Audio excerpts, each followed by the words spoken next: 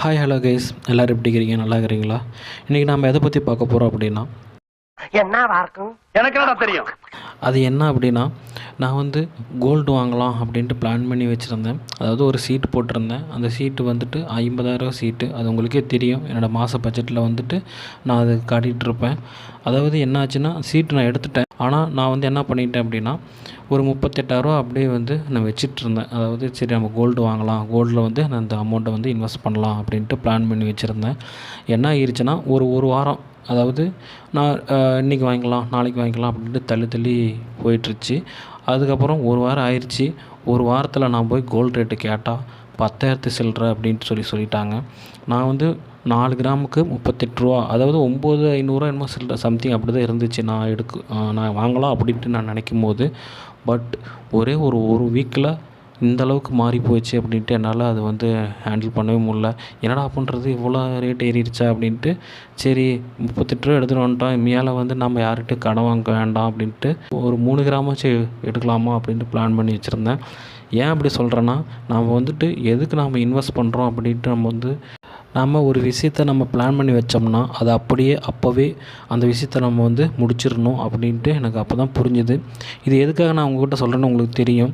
ஏன்னா ஒரு விஷயத்த நம்ம தள்ளி போட அதோட வேல்யூவோ இல்லை அதோட தரமோ எல்லாமே உயர்ந்துட்டு தான் போகும்.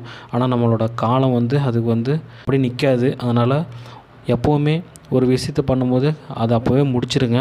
இப்போ நான் கோல்டு வாங்கும்போது நான் 4 கிராம் வாங்கலாம் அப்படின்னு பிளான் பண்ணும்போது என்னால் இப்போ 3 கிராம் தான் வாங்க முடிஞ்சது. ஏன்னா அப்போ காலகட்டத்துக்கு எப்படி இருந்துச்சு, இப்போ காலகட்டத்துக்கு அப்படியே மாறிடுச்சு. நான் கோல்டு ரேட் வாங்க போகும்போது என்னோடய ரிலேட்டிவ் ஒருத்தர் வந்து ஜுவல்லரி கடையில் தான் வேலை செய்கிறாரு. அவர்கிட்ட தான் இந்த மாதிரி இன்ஃபார்ம் பண்ணேன். இது மாதிரி நான் கோல்டு வாங்கலாம், காயின் மட்டும் வாங்கலான்ட்டுருக்குறாங்க, எவ்வளோ எதுன்னு கேட்கும்போது அவர் தான் அந்த அமௌண்ட்டை சொன்னோன்னே எனக்கு வந்துட்டு தூக்கி வாரி போட்டுருச்சு. ஏன்னா நம்ம கிட்ட இருக்கிறதே 38 ரூபா தான். ஆனால் எப்பட்றா இவ்வளோ ரேட்டு ஏறிச்சுன்னு எனக்கு அப்படியே மைண்டில் ஓடிச்சு. எப்படிங்க இப்படி ஏறிச்சின்னு கேட்டால், அதெல்லாம் இப்போ ஏறிட்டுருக்கு உனக்கு தெரியலையா, நியூஸ்லாம் பார்க்க மாட்டேன்னு சொல்லி கேட்டார். ஏன்னா நியூஸ் பார்க்குற அளவுக்கு அப்போதைக்கு டைம் இல்லை. எனக்கு நிறைய வேலை இருக்குன்னு தெரிஞ்சுக்கிட்டு வலுக்கட்டாயமா உங்களுக்கு. சரி ஓகே, இப்போ நான் என் கையில் உள்ளதான் அமௌண்ட் இருக்குது, என்ன பண்ணுறதுன்னு சொல்லி கேட்டேன். எக்ஸ்ட்ரா ஒரு 5 ரூபா எடுத்துகிட்டு வா, நம்ம வந்துட்டு நீ சொன்ன மாதிரி 4 கிராம் எடுத்துக்கலாம் அப்படின்னாரு. ஆனால் நான் இருந்துட்டு இல்லை, நான் எக்ஸ்ட்ராலாம் அமௌண்ட் என்கிட்ட இல்லை, கையிலையும் இல்லை, நான் மாதிரி யார்கிட்டையும் நான் வாங்கவும் மாட்டேன் அப்படின்னு சொல்லி சொன்னேன். சரி ஓகே, அப்படின்னா நீ என்ன பண்ணுற, வேணால் ஒரு 3 கிராம் எடுத்துக்கிறியான்னு சொல்லி கேட்டார். சரி ஓகே, நான் 3 கிராம் இப்போதைக்கு எடுத்துக்கிறேன், எனக்கு வந்து கடை வாங்குறது வேண்டாம், கையில் இருக்கிறத வச்சு நான் மேனேஜ் பண்ணிக்கிறேன் அப்படின்ட்டேன்.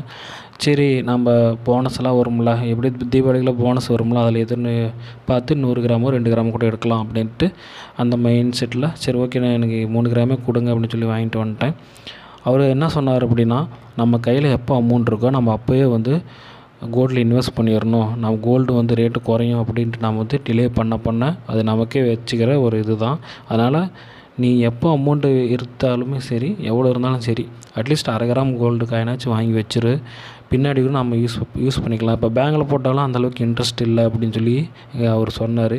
அப்போ தான் தெரிஞ்சது நம்ம வந்துட்டு எவ்வளோ பெரிய முட்டாள்தனம் பண்ணிகிட்ருக்குறோம் அப்படின்ட்டு. என்னோடய சின்ன ஒரு கேப்பு, சின்ன ஒரு பிளானிங் தள்ளி போனதுனால எனக்கு இவ்வளோ பெரிய அமௌண்ட் வந்து லாஸ் தான்.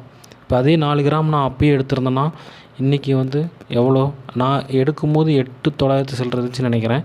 இப்போ வந்து 11-12 ரூபா பக்கம் இருக்குது. உங்களுக்கே தெரியும், இப்போ 4 ரூபா பக்கம் நமக்கு வந்து லாஸ். எனக்கு ஒரு கிராமுக்கு 4 ரூபானா 4 கிராம் நாங்கள் 15 ரூபா பக்கம் லாஸ் ஆயிடுச்சு.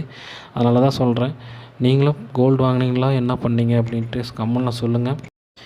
ஸோ இந்த எக்ஸ்பீரியன்ஸை வந்து உங்கள்கிட்ட ஷேர் பண்ணிக்கலாம் அப்படின்னு தான் அந்த வீடியோ நான் மேக் பண்ணிக்கிறேன். இந்த வீடியோ பிடிச்சிருந்தா லைக் பண்ணி ஷேர் பண்ணி சப்ஸ்கிரைப் பண்ணிக்காங்க. மறக்காமல் பெல் ஐக்கான் அழுத்தி ஆளில் போட்டுக்கோங்க. மீண்டும் ஒரு நல்ல வீடியோவில் சந்திக்கலாம். டாடா, பாய் பாய்.